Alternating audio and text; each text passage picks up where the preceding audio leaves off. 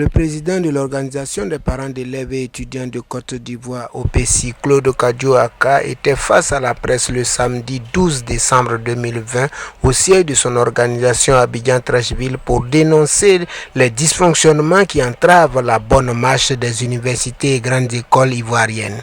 Il a surtout mis l'accent sur les mauvaises orientations des bacheliers qui perdurent depuis 4 ans.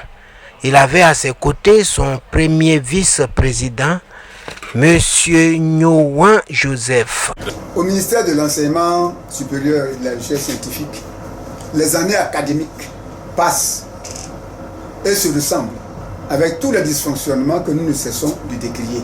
Nous allons en parler à travers cette conférence de presse. En point de mire, les orientations de nouveaux bacheliers. En effet, depuis le mois d'août, tous les élèves de la classe de terminale qui ont pu décrocher leur diplôme sont encore à la maison dans l'attente de leur orientation. Ces élèves, leurs parents, les fondateurs d'établissements d'enseignement supérieur privés et toute la communauté universitaire, y compris les partenaires, sont inquiets et agacés de voir perdurer ces orientations. En constat, en nous référant à ce qui s'est passé l'année dernière, c'est-à-dire l'année académique 2019-2020, nous nous souvenons très bien qu'il a fallu jeter un gros pavé dans la mare des eaux troubles du ministère de l'Enseignement supérieur et de la recherche scientifique pour que les résultats des orientations soient diffusés. Mal orientés, beaucoup d'étudiants sont restés sur le carreau puisqu'ils n'ont pas pu avoir la possibilité de faire une réorientation au grand désarroi de leurs parents. Cette année encore, nous sommes toujours dans l'attente. C'est une situation suffisamment pénible pour tous. Nous avons donc programmé une conférence de presse pour réclamer les résultats ce samedi 12 décembre 2020. C'est dans l'attente de cette date que les résultats sont tombés depuis le vendredi, c'est-à-dire le 11 décembre 2020. En attendant, nous voulons faire remarquer les nombreux dysfonctionnements qui entravent la bonne marche de nos universités et grandes écoles. Ces dysfonctionnements ont pour nom 1. Les retards liés à la publication des orientations chaque année. Cette situation de retard a pour corollaire de réduire considérablement le temps d'apprentissage, ce qui impacte négativement la qualité de la formation de nos enfants. 2. L'inégalité dans les orientations. Très souvent, nous constatons beaucoup de déséquilibres au niveau des affectations dans les établissements. Très peu d'étudiants sont affectés dans les grandes écoles ayant de grandes capacités d'accueil et remplissant toutes les conditions requises pour une bonne formation.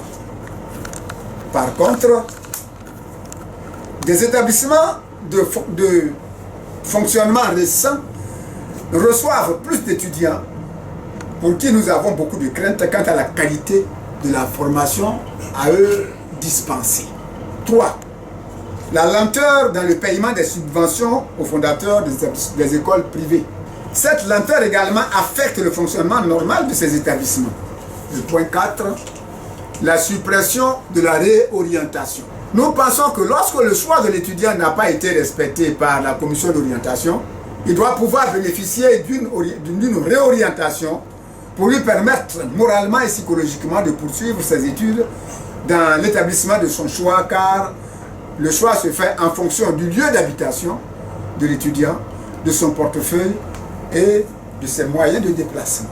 Au regard de ce qui suit, nous faisons quelques recommandations. L'OPECI, en termes de plaidoyer, souhaite que le ministre de l'Enseignement supérieur, de la recherche scientifique, s'implique personnellement pour que le comité d'évaluation puisse tenir compte de la durée des études des étudiants en opérant avec diligence l'orientation de nouveaux bacheliers. De tout mettre en œuvre pour que les orientations tiennent compte du choix des étudiants afin d'éviter les inégalités. Que les étudiants soient affectés en grande majorité dans les établissements ayant une capacité d'accueil considérable et remplissant toutes les conditions requises pour une bonne formation en vue de respecter l'équité et la justice. Demandons également au ministre qu'il doit pouvoir faire en sorte que les subventions allouées aux fondateurs soient payées à temps et régulièrement pour une fluidité dans le fonctionnement des établissements afin de permettre à nos enfants de bénéficier d'une formation de qualité. Le souhait le plus ardent des parents d'étudiants à l'endroit de M. le ministre, c'est de lui demander d'autoriser pour cette année en cours la réorientation par un arrêté ministériel afin que le choix des enfants soit respecté, notamment dans les grandes écoles privées d'enseignement supérieur. Puisque depuis la publication des résultats, beaucoup de plaintes sont constatées ça et là. N'oublions pas que la situation du pays est assez délétère et que cela nous oblige à agir avec beaucoup de circonspection. En conclusion, nous disons que décidément, ces orientations ne diffèrent pas des autres depuis près de 4 ans. Les mêmes erreurs sont reconduites et les mécontentements sont déjà perceptibles. Vivement donc que des mesures correctives soient prises pour soulager les nombreux parents d'étudiants et de leurs enfants.